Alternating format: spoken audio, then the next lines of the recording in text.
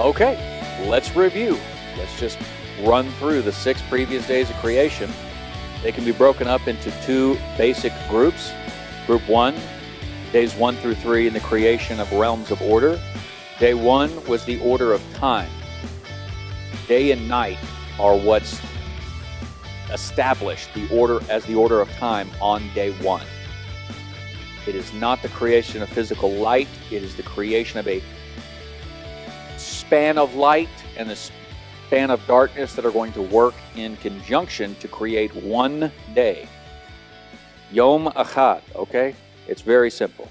Learn your Hebrew, all right? Day 2, the order of the heavens, as it's called, the skies, the vault that is said to be created. It's really the creation of weather patterns, because this space in the sky created by God is what enables the weather patterns to actually exist. So whether you call it the order of the heavens, the order of the skies, whether you talk about it as the vault that's created, a literal dome, solid dome they considered to be there is what they called the vault, or whether you talk about it as the weather patterns, the controlling of the waters, the separation of the waters, the controlling of cosmic chaos so that you get the right kind of water for life to live and thrive in.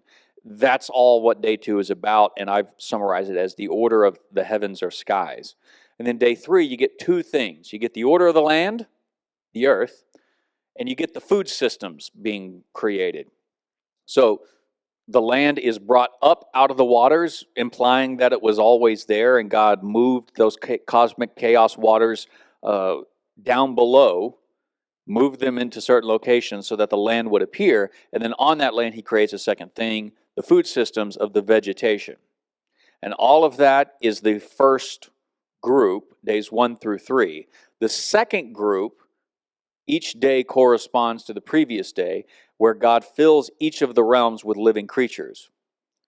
So as day 1, the light comes and creates the order of time, on day 4, the sun, moon, and stars are these living beings in the minds of the ancients, beings that move around in the heavens. Because they move around, they consider them alive, living beings. Not gods. The language there we looked at was distinct. The author of Genesis goes out of his way not to portray the sun and the moon or any of the stars as gods, but they're categories of just with your naked eye looking up at the sky. Every night you're standing in the same place and you see them constantly moving around. Those are moving beings, and they describe that as living beings. They govern, the sun, moon, and stars govern the day, the night, the realm of time. They're the functionaries that govern time. On day 2, the order of the heavens comes back on day 5, and the heavens, the waters below and the waters above, are filled with these functionaries. Fish for the waters below, birds for the waters above or the skies, and of course, because birds are just kind of the creatures that will often dive into water, live on the water like ducks and stuff, birds and fish are broken down into not 2 categories, but 1 category. Beings that fill water areas, whether it's their perception of water above or water below. And then day 6, just like day 3, you get 2 things created. Animals, all the land-dwelling animals and all the creatures, domesticated, undomesticated, wild or tame, reptilian or mammalian. You get all the animals in their various classifications, and then the highest created being is made finally on day 6, and that is humanity. Humanity is the climax of these 6 days. Why? Because they're made in God's image. And this is what we talked about last week. Being made in God's image means they have they are given the status of rulers of the created order under God and his celestial family that are just assumed to be here in the story, if you read other parts of the Bible. And God is like Psalm 8. You made us just a little bit lower than the celestial beings, than the sons of God, than the angels. So God, celestial beings, humanity, rest of creation way down here. We know this if we're reading the story correctly because 127 is the first poetic statement in the Bible. And as we talked about last week, when narrative breaks and then somebody throws in poetry, they're trying to do highlighting or underlining or bold imprint in oral communication. Communication that picks up makes the ear prick up and learn what it has to say. And so whenever you see the Bible put poetry in there and breaking from telling a story, that's emphasis. That's the important part where the author says, slow down and pay attention to this. Meaning everything in the story has been building up to this poetic climax in 127.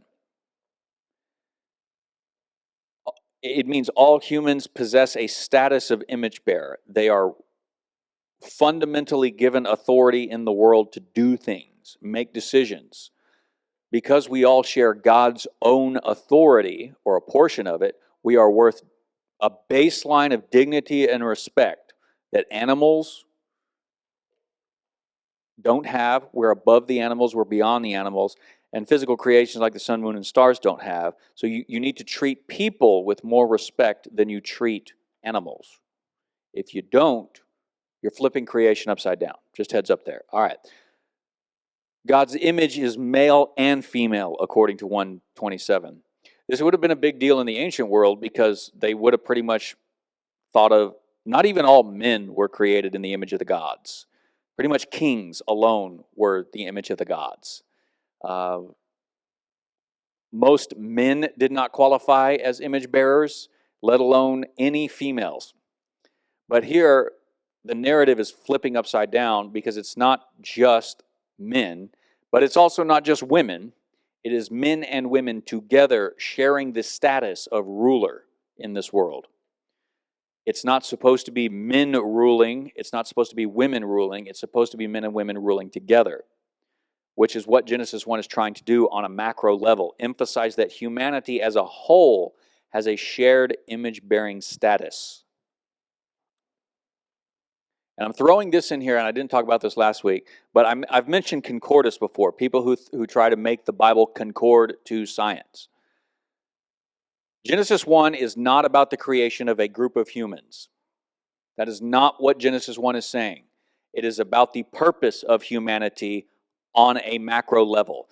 Our purpose is to rule. Our purpose is to be above and beyond everything that came before, to fill the earth, subdue it, rule over all of these created functionaries.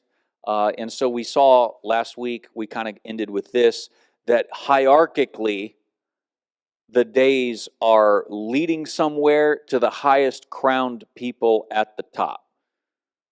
Humanity. Not men, not women, humanity at the top. That's the macro level picture of Genesis 1 through 2:3. When we get to Genesis 2, this summer, hopefully, we will find that there is order further developed in the relationship between men and women and how that's supposed to function. But Genesis 1 is not concerning itself with that picture yet. That's everything that we've talked about already in review. Let's watch this quick video. It's just about 2 minutes about the Sabbath, the seventh day, and then we'll talk about this. Now, after the 6 days, we get a concluding line that links back to the key words of the opening line. And so were completed the skies and the land and all their inhabitants. Except there's one more day. It stands outside the pattern of days 1 through 6. It's the big climax. And God completed on the seventh day the work which he had done. And he rested on the seventh day from all the work which he had done. And God blessed the seventh day and set it apart as holy. So God rests on the seventh day.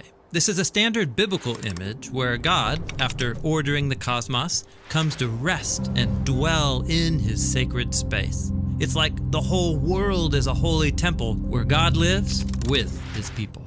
Now that phrase, there was evening and morning, it doesn't appear on day 7. That's right. The seventh day has no end. That's because Genesis 1 is describing God's ideal vision for the whole cosmos. A place where God lives with his partners to rule the world in harmony forever. Yes, the seventh day is the goal of creation. It's actually so important that the author of Genesis 1 has woven the number 7 into every part of the story. There are 7 days of creation, 7 announcements that creation is good. There are 7 Hebrew words in the opening verse, and then 2 times 7 Hebrew words in verse 2. And then the statement about the 7th day has 3 lines of 7 words. Wow. So the first page in the Bible is doing way more than just telling us how the world was made. Right. Genesis 1 has been designed to show us that God's purpose is to share creation with his images, so they can rest and rule it with him forever. And that purpose is what the rest of the biblical drama is all about. Okay, so in order to help you understand the Sabbath and what the 7th day is actually about, I have to give you too much information. I have to break your brains and let you rebuild it as time goes on. Because what we think of as a Sabbath and resting is not what the ancients understood resting to be, especially when a God does it. And here, this is God resting. So I'm going to walk you through ancient understandings of what rest is and why it turns the 7 days into a temple portrait, and why it has nothing whatsoever to do with the creation of physical material. The 7th day has been not only misunderstood, not only neglected and ignored, but just downright violated in all of its understandings because we refuse to think like an ancient person. So, we're going to try and wrap our minds around what ancient concepts are here when a God rests. We're going to try and wrap our minds around what it means for creation to be a temple. And then probably next week, finish this up and talk about all that implies about the way that we live and order our lives.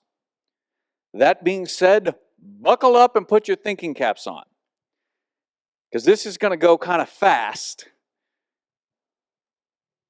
and hard. Okay, here we go. On the 7th day, in the 7th day, I should say, the reader of Genesis 1 is shown that the whole story has been portraying creation as a temple for God to indwell and rule as king of heaven and earth, king over the whole created temple-like order that is the first 6 days. The notion of a God resting in the ancient world was about them taking up their rule over the created order by being installed within their temple headquarters. From that point on, the normal functioning operations of their kingdom is always in place. In keeping with the ancient definition of a deity resting, we find in the 7th day, God does not rest from physical labor. God ceases his creative ordering of the cosmos by sitting down to rule over that created order as any God would have when entering his or her temple residence. Yes, I'm making up a word. Let's unpack what this short paragraph has to say. It's short, but it's dense. But first, let's read the verses. Genesis 2, the first 3 verses. Concluding the previous section, this is an inclusio with verse 1, says, "Thus the heavens and the earth were completed in their vast array." But then it goes on. By the 7th day, God had finished the work he had been doing, so on the 7th day, he rested from all his work. Then God blessed the 7th day and made it holy, because on it he rested from all the work of creating that he had done. Now, let's talk about what rest means, because rest doesn't mean rest. Not really. We translate it as rest. It is the Hebrew word for Shabbat, for Sabbath and everything, but it's not really about rest. When most people read Genesis 1, they read it as a story of physical matter. And because of that, they just don't have any idea what to do with day 7, because day 7 has absolutely nothing to do with the creation of physical material. Neither does days like day 3 that we've talked about before. So if they don't skip it entirely and hope you never read it and bring it up to them because your pastors don't know, they will misunderstand it completely. However, it was so blatantly obvious to an ancient person what happens when a god Sabbaths, what happens when a god rests, that this is 3 quick verses in Genesis because they just didn't need a lot of information. This is child's play in the ancient world. Every kid in the ancient world could tell you what a god resting in their temple was about. Every child in every other part of the church right now in the ancient world would have been able to explain it to us. We don't have any idea. Now, the Hebrew word Sabbath is the word there, but instead of rest, ceasing would be a better translation here in these verses, at least in verse 2. Here it carries the idea of completion. I'm done with these activities that I've been preoccupied with. I'm ceasing from these activities and I'm going to move on to new activity. In the context of Genesis 1, the language describes transition from the unstable, formless void of Genesis 1:2 to the finished stability of the very good created order in 1:33. And now God is going to cease. He's ceasing the arranging. He's ceasing cosmic order because it's done. He put the shelf together. He's got his IKEA box. He's put it all together. Now he gets to use that as the bookcase that he built. So God is obviously not a physical being. He has no need for physical rest. So this has nothing to do with taking a nap. You need a nap right now? I can't help you with that. I would ask you wait 32 more minutes and then take your nap there. God is not even doing physical acts in Genesis 1 because he's not creating physical material. That's the argument that I've been making since we started this. He doesn't need to cease from creating physical activity. He doesn't need to cease physical activity at all. So the idea of rest in the physical sense isn't what's happening here. And if you followed this context that I've been trying to teach you throughout Genesis 1, as the ancients would have understood it, that it's not about physical material popping into existence, that it's about the arranging of it, this has nothing to do with physical activity whatsoever, so he's not physically resting. It wouldn't make any sense if he was, because he's not a physical being. What he is ceasing from is ordering the cosmos, and now he's going to move on to a new state of affairs. It's kind of like wordplay in the ancient world. He's now going to rest over this created order. But what is the notion of a divine being resting? We typically think of rest in terms of ceasing from work, taking a nap, but that's not what an ancient Near Eastern person had in mind. Rest was the result of resolving a crisis or reestablishing stability. It is out of resolution of conflict that normal routines of order can be reestablished and enjoyed. That state of affairs that say the conflict is done, we're back to normal, and things can operate as they should, that state is described as being at rest. When you are no longer conflicting or fighting the forces of chaos, and everything is at peace or shalom, you are at rest. That's how they're thinking and describing the story coming to an end. About this, John Walton says, in the ancient world, rest is what results when a crisis has been resolved and stability has been achieved, when things have settled down. Consequently, normal routines can be established and enjoyed. For deity, this means that the normal operations of the cosmos can be undertaken. This is more a matter of engagement without obstacles, rather than disengagement without responsibility. So we go back and we look at this photo. She's engaging without responsibilities by resting and taking a nap. That's a valid idea of what rest is in a lot of biblical pictures, but not all the places that we translate the idea of rest. Instead, it's God saying, now I will take up the responsibility of this created order. Now I will install my glory within it and rule it and maintain it on normal, everyday levels. Let me give you a better example of this. But first, let's define this. Gods and goddesses rested in their temple when it was finished being built. This is what all the ancient Near Eastern creation stories pretty much talk about. We'll read two tonight. First, let me ask a question. In the most basic sense, what is a temple? A building for a god. I described it as a home for a god, but a building is a type of home, and that's a perfectly good definition for it. It's a place for a god to live and dwell in the minds of the ancient world, which is why I described it as a home. Under these circumstances, it might be better to define it as a home in the sense like the White House is the home of the president. It is a command center from which that God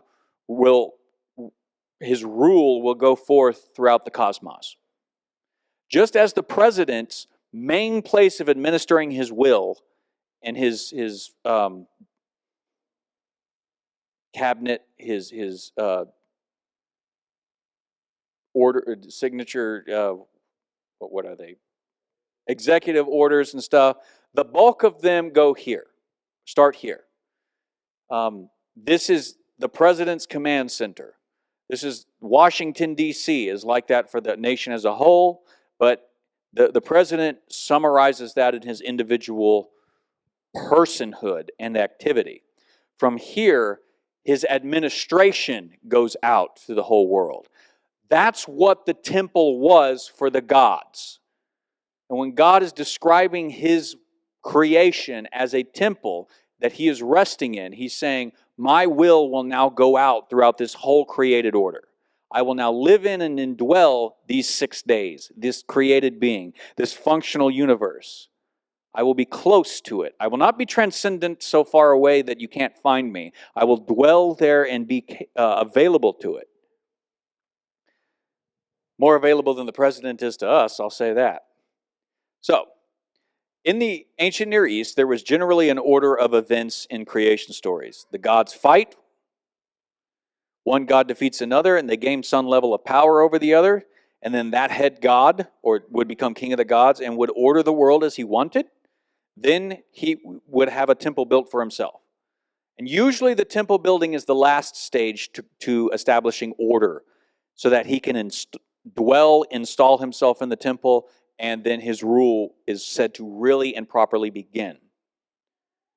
When the temple home was finished being created, the image of the god or goddess is placed within that temple.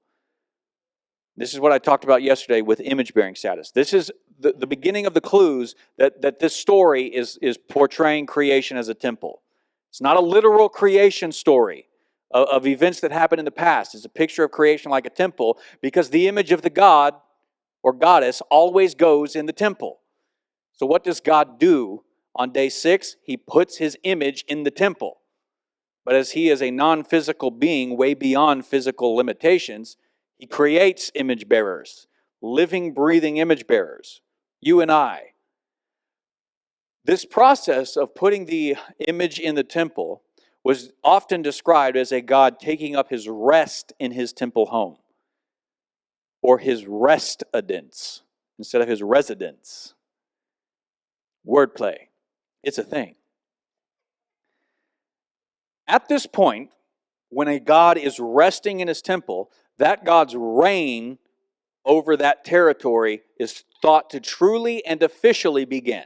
He's been exercising his authority all along by organizing everything, but when that God sits down in it, in the temple, in his home, his administration begins. His will starts being done, and the normal state of affairs starts happening. And everything is at rest when that God is at rest.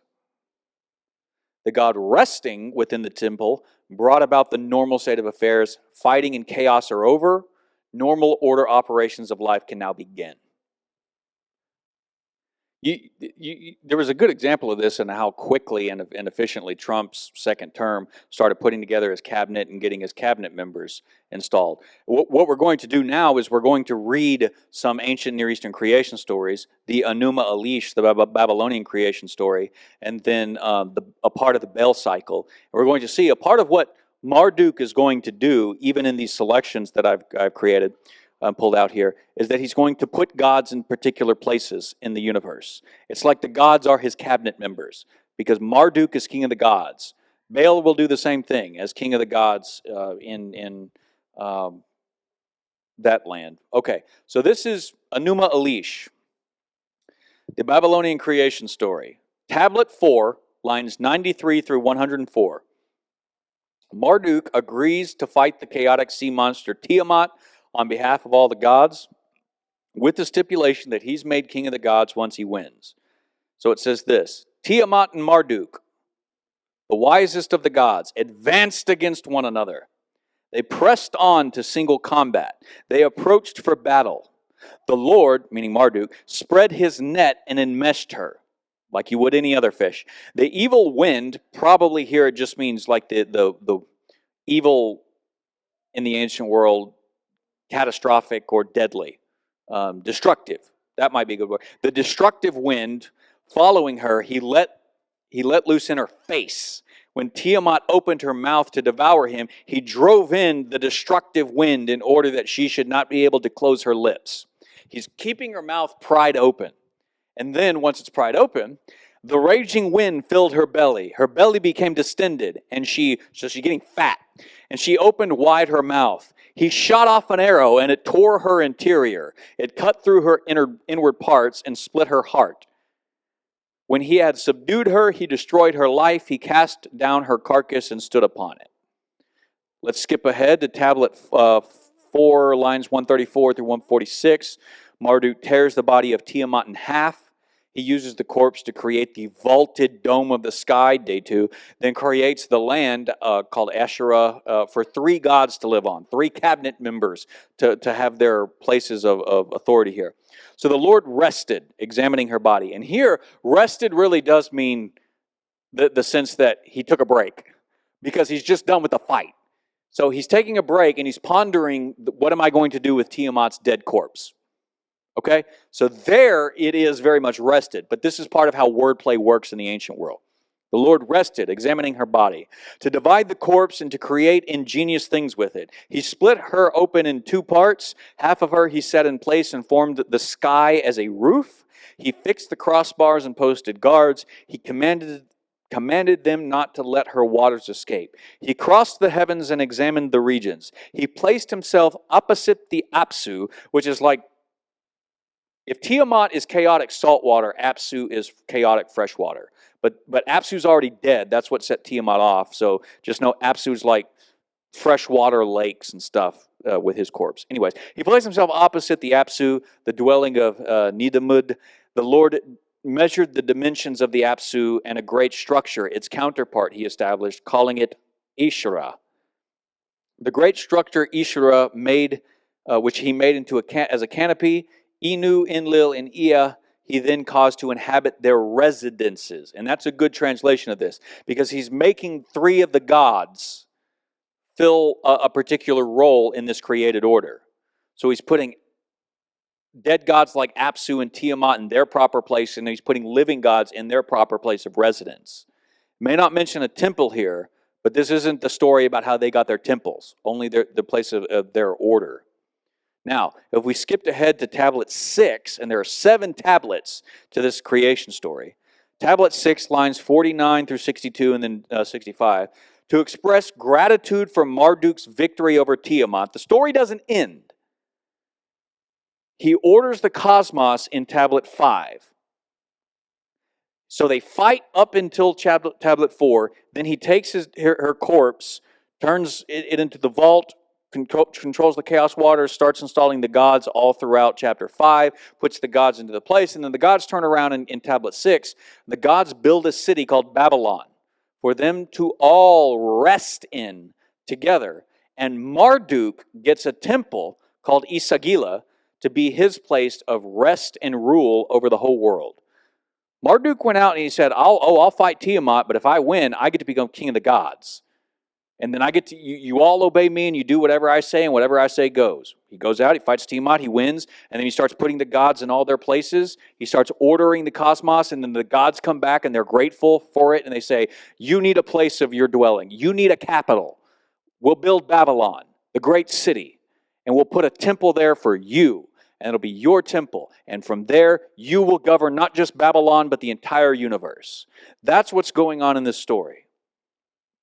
Now, O Lord, who has established our freedom from compulsory service? What shall be the sign of our gratitude before you? Come, let us make something whose name shall be called sanctuary. It shall be a dwelling place for our rest. Come, let us repose therein. There, let us erect a throne dais, a seat with a back support. On the day that we arrive, we will repose on it. When Marduk heard this, his countenance shone exceedingly, like the day, and he said, so shall Babylon be, whose construction you have desired. Let its brickwork be fashioned, and call it a sanctuary. The Anunnaki, and we'll talk about them when we get to Genesis 6, the Anunnaki wielded the hoe. 1 year they made bricks for it. When the second year arrived, they raised the head of Isagila on high. He sat down before them in majesty. That language should be very familiar to you if you're reading the Bible. What do gods do when they win great victories? They erect temples, and then they sit down in those temples victorious. This is the language of saying, now Marduk's rule has really and truly begun. He has sat down in majesty. That's one creation story. That's a very important creation story. Mesopotamian, Babylonian creation story. Let's turn to another one. The Phoenician creation story. The Phoenicians were Israel's neighbors to the north. Baal is, as I've said before, the god they're constantly tempted to worship in the Old Testament, especially in Samuel and Kings and Chronicles. Baal is the problem that they're constantly facing because they're constantly being tempted to worship Baal. This is Baal's creation story. It's called today the Baal cycle. It comes in two parts. Part one is the Baal victorious, or the victorious Baal. Part two is Baal versus Mot, the god of death. But in this first part that we'll read from, Baal victorious, it's the Ugaritic story of the defeat of Yam. Yam is the Hebrew word for sea. As the Phoenician god for the seas, Yam is the chaos equivalent dragon of Tiamat. Baal is going to kill him and establish the world. So Baal defeats Yam, a watery chaos serpent, and is declared king of the gods. So the gods build him a temple from which to rule the world. After 2 attacks, Baal with his weapon, Yam is defeated. So the text starts saying this. And this isn't in the same poetic verse. This is more in narrative, which is why I've structured it this way on the page. Afterwards, Baal dragged out and dismembered Yam and destroyed him. Esherah answered, Yam is dead. Baal reigns as king. Then Yam said, I am certainly dying. How was Yam talking? I thought he was dead in the previous verse. He was. Then Yam said, I am certainly dying. Certainly Baal will now reign as king. Yet there was no temple for Baal like the gods, no house like the children of Esherah, or the house of El, which sheltered his son. El is the transcendent high god in the heavens. Baal is going to be his representative on earth. King of the gods on earth. So, realizing that Baal is now king of the gods under the transcendent El, Astarte, El's wife and Baal's mom, convinces El to authorize the building of a temple for Baal to legitimize his new reign over the gods. Lady Astarte answered, your decree, El, is wise. Your wisdom is eternal. She's flattering him so that she'll do what he wants. Am I right, guys? That's what women do. Okay, so she's going to flatter El so that El will give her what she wants. Your decree, El, is wise. Your wisdom is eternal. Our king is the mighty Baal, our judge who is the highest. We all must carry his tribute, yet he cries loudly. Listen, bull. El, his father. El, the king who installed him, he cries out, see that there is no temple of Baal like the gods. The compassionate El answered, let a temple be built for Baal like the gods. The temple was built quickly. The house was erected rapidly. Men traveled to Lebanon for its trees, to Sidon for its best timbers. Fire was started in the temple, flames in the palace. Now pay attention to this timing here. On the first day and the second day, fire consumed the temple. On the third day and the fourth day, fire consumed in the house. And the fifth day and the sixth day, fire consumed in the middle of the temple. Then on the seventh day, the fire died down in the temple, and the flames departed the house. The silver had turned into blocks and the gold into bricks. The mighty Baal celebrated and said, I have built my temple of silver, my house of gold. Baal prepared to be installed in his temple. Afterward, Baal sat down and remained in his temple. And that's it. That's the end of the story. It doesn't conclude when the forces of chaos are conquered. It concludes when the conquering God sits down, installed as king, ruling in his temple.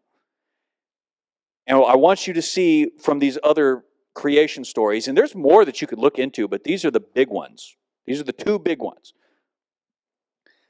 That Genesis 1 and the first part of chapter 2 knows exactly what it's doing in light of these other creation stories. So see the commonalities. God does battle the forces of primordial chaos.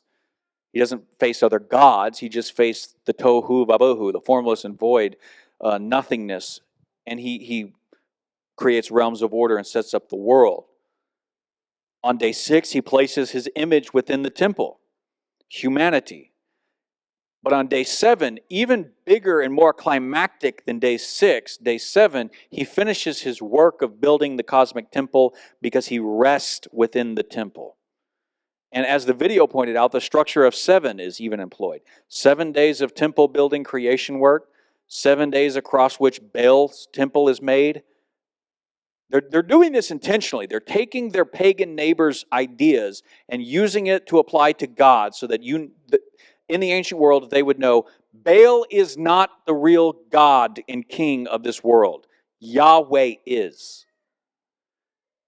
You think Baal built his temple in 7 days? God built all of creation in 7 days. That's a far more heightened story. And makes Yahweh look way better, more powerful, and epic in comparison to little old Baal. Why are you worshiping him? This is Elijah versus the prophets of Baal in narrative story format. But just like the 7 tablets of Enuma Elish, in which Marduk's victory over Tiamat, the ordering of the cosmos and the installation within his temple is told, so they're using a 7-fold structure to tell the story and make Yahweh look good. Once the gods are installed within their temple, their reign truly begins, as the normal operations of the ordered created realms are maintained by the rules of the gods. So, as long as the God is in his temple ruling, as long as he is seated on the throne as king, normal operations continue as planned, and the world is said to finally be at rest. But it depends on the God being at rest in his temple.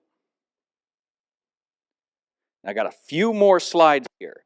And it's John Walton's writings. And I just want to read a couple of what would be maybe a couple of pages in the book, The Lost World of Genesis 1, on 4 slides here. And I want to read it in his words because I think he summarizes it pretty well. After creation, God takes up his rest and rules from his residence. This is not new theology for the ancient world. It was what all peoples understood about their gods and their temples. In the Old Testament, the idea that rest involves engagement in the normal activities that can be carried out when stability has been achieved can be seen in the passages where God talks of giving Israel rest in the land. And then he quotes, "But you will cross the Jordan and settle in the land the Lord your God is giving you as an inheritance, and he will give you rest from your enemies around you so that you will live in security." Although security and stability might allow one to relax, more importantly, it allows life to resume its normal routines. When Israel's enemies no longer threaten them, they can go about their lives, planting and harvesting, buying and selling, raising their families, and serving their God. In the same way, a temple is built in the ancient world so that deity can have a center for his rule. The temple is where the residence and palace. The temple is the residence and palace of the gods. Like the American White House, it is the hub of authority and control. It is where the work of running the country takes place. When a newly elected president looks forward to taking up his residence in the White House, it is not simply so he can kick off his shoes and snooze in the Lincoln bedroom. It is so he can begin the work of running the country. Thus, in ancient terms, the president takes up his rest in the White House. This is far from relaxation. The turmoil and uncertainty of the election is over. Now he can settle down to the important business at hand. The role of a temple in the ancient world is not primarily a place for people to gather in worship like modern churches. It is a place for the deity, sacred space. It is his home, but more importantly, his headquarters, the control room. When the deity rests in the temple, it means that he is taking command, that he is mounting to his throne to assume his rightful place and his proper rule. Last reading. God's rest in Genesis 2 does not specifically describe his engagement of the controls, but it describes the opportunity to do so. He can disengage from the setup task and begin regular operations. It would be similar to getting a new computer, spending focused time setting it up, placing the equipment, connecting the wires, installing the software. After all those tasks were done, you would disengage from that process, mostly so you could now engage in the new task of actually using the computer. That is what it's been set up for. So God is transitioning in this day by saying, I'm no longer in the creative space. I'm no longer creating. I'm now ruling creation, and normal operations can now get down to business. So, to summarize, Genesis 1:1 through 2:3 is the story of God designing the world to be like a temple. And day 7 is the key because it's day 7 that he sits down to indwell the temple. That's what the Sabbath is functionally about. So day 7 gives us a theological climax. If day 6 is kind of a climax of the created beings, and all of God's creative works, day 7 is the theological climax. It tells us how to read all the other days of creation in their ancient Near Eastern context.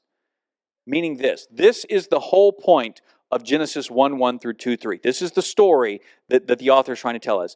God is the ruling king who turned the formless chaos into the living cosmic temple to rule over everything, and he willingly actually shares that authority with his image bearers, humanity. That's all the story is trying to tell us. It's actually so simple that we're distracted with all of our other questions, and we don't think to ask the questions of what the ancients actually thought. So while we're busy priding ourselves at being the head of this pyramid structure of the 6 days, we forget that it's actually God who's Lord of creation, because he's the one who sits down to rule it as king.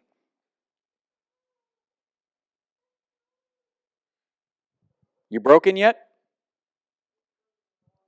Beautiful. I love it. Because you can be remade, not because I appreciate the suffering of others. Okay. The thing is, I understand that this is like too much to grasp in one sitting. You're going to have to go back and start watching it on YouTube 2 or 3 times and asking questions, which is why next week, not only will we review it and we ask questions, but we will talk a little bit more about how does this relate to the commandment, remember the Sabbath and keep it holy? Because that doesn't come up in Genesis. What does that mean? What does it mean that Jesus is Lord of the Sabbath? And when we get to Revelation, what is John the Revelator doing? Because in his recreation story, he's portraying creation as a new temple. And the Bible closes in Revelation 21 and 22 in exactly the same place that it opens, creation as a temple.